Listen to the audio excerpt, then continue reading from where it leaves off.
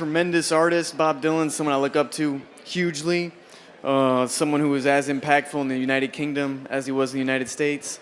And somebody who was a dream to play, dream to learn his worldview. And it's something I hope, I'm excited to see young faces like myself in the crowd, because I want this to be a bridge to this kind of music, So very happy for everyone here, and I'm happy this movie's finally coming out in the UK. James is an actor's director, I hope you see it in A Complete Unknown. You definitely see it in Girl Interrupted. And I was hoping that was gonna happen. Logan, Walk the Line, Indiana Jones. So he's a master. Oh yeah, I can rip a harmonica now. You are crying out for someone to turn up with a harmonica or a guitar. I'm ready for it. Go for it. Oh, the best. We had the most talented cast, and for those that haven't seen the movie yet, Elle Fanning and Monica and Edward and Boyd, they're incredible. We actually got an incredible cast. This isn't like movie PR bullshit. Like, we worked our asses off on this. This movie's well worth it. It's easy to talk about because Bob Dylan's easy to talk about in the movie. I don't want to be overconfident, but we really did our job. It would feel totally strange to work on someone's life who's alive and well if they didn't want you to work on it. So a big thank you to the tremendous artist that is Bob Dylan, and I hope we did him justice. You absolutely did. Yeah. I mean, she's so open in so many of her memoirs and documentaries. Like, she wasn't withholding information about herself, and so I felt like I had a lot to work with already, but there was just that final piece that I felt like I just needed to speak with her, and I felt like it was a very Joan thing to do, to reach out and, be bold enough to try. And she was just so generous to give me her time, I'm forever grateful to her for that. Yeah, yes, and very intimidating, and I was excited to speak to her, and also just wanted to pay all due respect. And, it was crazy. Of what I sang? Oh man. I love her rendition of House of the Rising Sun, and I love Farewell Angelina. The lyrics of that song are just devastating. Don't Think Twice. It's a whole movie about him writing because he's a brilliant lyricist. So, it's hard to choose. Timothy's incredible. I admired his work so much before I was ever a part of this film, and so, ladies and gentlemen, Fogler joins me now. So getting to work with him on this film was just, it was a dream, and getting to collaborate musically together, that just was phenomenal. So I'm very proud of him in this film, and Ed and Boyd and Elle is incredible, and we're all just like, I don't know, I'm just happy for everybody, proud of everybody. The great thing about Bob Dylan is that he refused to be defined by one thing or put in a box, and it was a wonderful opportunity to help be part of this character development and this individual man with his own style that is reflected in the way he dresses in his music. Jim is just absolutely the best director to work with. He's really collaborative, and beyond costumes, Jim involves all of us, Faden Papa Michael, the cinematographer, and Francois Adoui, the production designer.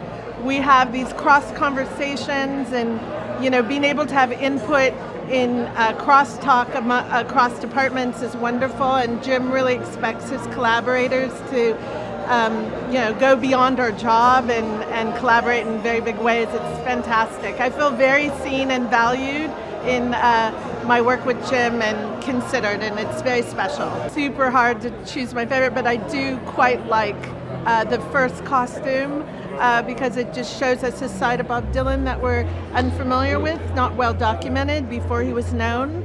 And then I love his mod look in '65, and of course the polka dot shirt, which is really a moment that I saw in research that we had to recreate. So there's a lot of gems. Well, I think generationally, people who might be familiar with Bob Dylan, the name, and not the music, will be surprised when they see the movie, and they'll be like, oh, I know that song, because it's so part of our culture. And also I think that the themes in the film, the themes in the film are relevant today. and hopefully inspiring in terms of how music and social justice can make positive change in the world. Well, I do some TV and radio in New York, and I do a national TV show, and I've been talking about this movie for 6 months, and I screamed and yelled January 2nd how I somehow didn't get a ticket to the premiere in New York. So Tim saw it, he's a big sports fan, he saw it, put it on his Instagram, and the next day, last week, did you know he called Searchlight and gave me 2 tickets to choose London, Paris, or Rome. So I brought my daughter, and I decided to come to London for a couple days. Oh, yeah. That's how I got here. It's quite an honor, quite an honor. For a 65-year-old sports talk show host in America, that's quite an honor. Wow. Well, I didn't know that much about him prior to that, but first off, he spent so much time on the part. He learned the harmonica, the guitar, knew all the little, with Dylan it's tricky because he's a very weird, he's a different, quirky guy. And so to get all those quirky things down, because if you don't, you're gonna get killed because the New York media, the media in America is gonna say, well, this is not Bob Dylan. And he pulled it off. That tells you brilliance. He did a brilliant job. Yeah, he put his own spin on, and not just him. Norton's great as Seeger. Have you seen the movie yet? I haven't. I'm happy to see it. Yeah, Seeger's great as Norton. Monica Barbaro's great as Baez. I mean, everybody in this movie did a tremendous, the performances were superb. Everybody did a great job. The first thing I would do is, you gotta go to his second album, which came out in the early 60s. That's Freewheelin' Bob Dylan. Blowing in the Wind is on that album. Girls from the North Country is on that album. A lot of huge Dylan songs. You have to remember, Dylan for Americans, he represented the early 1960s. And he didn't want that, but he represented civil rights, Kennedy's assassination, all those things that were the whole changing of the guard in America from the 50s to the 60s. He represented that generation. And that album kind of did that. And then in 65, he did Bring Everything Back Home, which is sort of a combination of acoustic and rock. Those 2 are the 2 albums from Dylan. I wish, how's that, I wish. He is a great sports fan, and he grew up in New York. Now he's about 40 years younger than me, so you have to keep that in mind. But listen, I love sports, and I do sports and he loves sports. I love the movies and he does movies. So if that combination works, listen, it's much more important to me than it would be to him, but I would not turn down any kind of invite to have a supper with Timothée Chalamet. I saw it the day after Christmas. I've seen it 3 times. I saw it the day after Christmas. I was on this movie for the last 6 months. You know what he did in this movie? He made people happy. You know, I had tears last scene. When you see it, if you see it, when you see it, him going back to see Woody Guthrie, tears. And he pulled it off, and he made people happy. And in this day and age, that is hard to do. So he gets credit for that. Impossible. Make you feel happy for a couple of hours. Nothing wrong. 2 hours and 20 minutes, you enjoy it. You escape the world. That's the idea of the movie. It feels excellent. You know, the Joker and the thief in this song. Yeah? Albert is supposedly the thief. How are you, Bob? Yeah, so I think that's really cool. I'm so excited to be here. Look at Ed Norton. Albert Grossman. Albert Grossman is Bob Dylan's wild manager. You can actually see him in some of the documentaries, and he's got this incredible hair. I don't know if you've ever seen pictures of him, but a man with that kind of hair, he's got to have enormous testicles, you know what I'm saying? Yeah, it was so fun to play Albert. Yeah, I basically, my job was easy. Albert was in the midst of all of this talent. And so I just walk on set, you know, there's Ed and there's Timmy and Jim directing. It's like I wasn't really acting. I was just being me in awe of this talent, you know. And so I just put that into Albert, and I think you can see that awe in my face in the film, you know. From day one, he was just in full character, and he wasn't like call me Bob or anything. He was a sweetheart, really. He was like. he's a great quarterback, as they say. Number one on the list. Any movie where Timmy is number one on the list, it would be a pleasure to do that movie. Yeah, he didn't let it get to his head, but he was full on in it, man. I mean, like singing over and over and over and over and over again. And I just got to sit down, like I said, and just watch in awe. Like, oh my God, he's doing it. Like, he's really doing it. Day one. And I think it shows. I think he's gotten a lot of great attention. And I think that, I think he'll hopefully go all the way with this. You know, he's in character. The first time I'm on set is a scene where he's singing, "Where have you been, my blue-eyed son?" over and over and over again. And I'm supposed to whisper into Ed's ear, "This is it, the moment, it's happening. You know, folk music, it's happening." And I guess Timmy's here. And so that was my first time on set. And I remember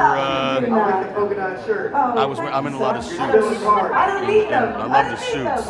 It was hot, so I would have to go and get some air, and I would go out, and there would be Timmy there, you know, and sitting in his chair doing the same thing. And it wasn't he wasn't like, "Get out of here," and he could have totally been like that, but he was so inviting. He was like, "Come on, man, the air's for everybody," you know. It was like, what a sweetheart. And he didn't have to do that, and he really he was able to balance everything really nice. I love it. I mean, I'm on set and fan of his, Copland, and Walk the Line and Logan, and it's like, okay, we are in good hands. Like Walk the Line is one of my favorite films ever. And I'd never been on set with a director who just like had such a complete vision. Yeah, we were nervous.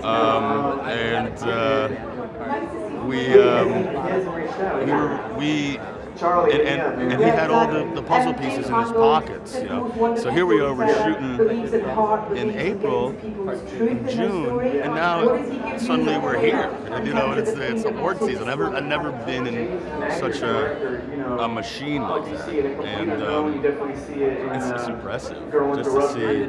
Wow, we're like, he's only shooting this 6 months ago, you know. And usually in films it takes a little while. You know, it takes a year or two to come out, but here we are, we're on the fast track, and that was impressive to see come to fruition. I mean, I was introduced through Jimi Hendrix, who was singing like a Rolling Stone, and so that's a good start. Rolling Stone, that song is, the lyrics are it's just poetry, and it's inspiring for all artists. You listen to that song and you're like, yeah, I am out here and I am doing it and I'm making it happen, and it's kind of like an anthem for us. So I would start with that one. I loved this time. I loved the music at this time. I was very immersed in it. I moved to Greenwich Village. I used to go to a restaurant that's in Pete Seeger's old house. When I was 21, 22, I used to go there after I'd see Downtown Theater. And the characters in this film are all people that were very mythological to me. Banjo is hard. There's no two ways about it. I played guitar a long time, so that helped, but the banjo frustrated me. And it frustrates everybody. You talk to people, Pete Seeger was a virtuoso. He was like I was thinking about calling Steve Martin and asking if he would just stick his hands under my armpits and do it for me, because he's the only actor I know who really plays it well. In a way? No, the whole thing was a joy. I mean, I'm being funny, but the musical component of this was a once-in-a-lifetime kind of thing. I don't expect to have that opportunity to sink into music that I love like that very often. Sometimes I think there aren't a lot of people who have the chemistry to fit within someone that distinctive, and I think he did it brilliantly, not as caricature or imitation, but really kind of digging into his deep contrarian and nature and to the passionate conviction he had in following his own line. You know, I think Timothy. I don't even want to say too much about it, but it's a truly titanic performance. It's wonderful. I mean, you can go into so many, but I mean, way beyond this film, Blood on the Tracks is my favorite album. But even, you know, Time Out of Mind, the songs he wrote for Ang Lee's movie, you know, I mean, he's got so many great faces. I think the Free Will and Bob Dylan and Blood on the Tracks is where I would tell people to start. Yes, I think it's a wonderful experience of real immersion in a time in American life that was very, very fertile and very intense, and because the music's great. Thanks for watching. Make sure to like and comment on the video if you enjoyed it. Subscribe to the channel and hit the notification bell to be notified when new videos are released.